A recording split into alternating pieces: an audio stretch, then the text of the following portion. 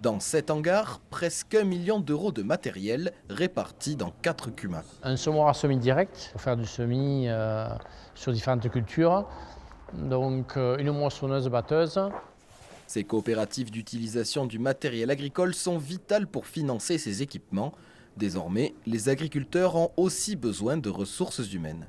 Aujourd'hui, il nous manque de main-d'œuvre. On est sur l'embauche d'un deuxième salarié pour répondre aux besoins des agriculteurs. La Fédération avéronaise s'est réunie ce 6 mars en Assemblée générale. Elle regroupe plus de 6000 adhérents dans 259 cumas, dont 68 emploient du personnel. Face à l'évolution de la démographie agricole, l'enjeu du recrutement est pris au sérieux. Son président envisage l'avenir des cumas selon 3 principes. La créativité, la solidarité et la responsabilité sociale, sociétale et environnementale.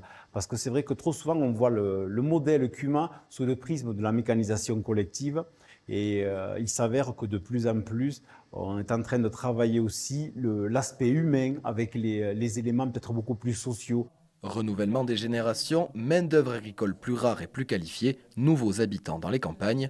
Ces nouveaux défis sont encourageants pour la présidente avéronaise de la Fédération nationale. On se rend compte que c'est un petit peu le champ des possibles qui s'ouvre à nous et l'évolution de l'agriculture aussi qui peut passer, nous en tout cas on l'espère, par l'agriculture collective. Aujourd'hui, l'agriculture, elle peut se faire à plusieurs et ça peut être une des solutions en tout cas pour espérer que les agriculteurs et les agricultrices restent à la tête de leur exploitation. Pour renforcer la solidarité, la Fédération a récompensé plusieurs initiatives localisées comme la lutte contre les incendies estivaux. 8 cumas ont été primés à l'issue de cette assemblée générale.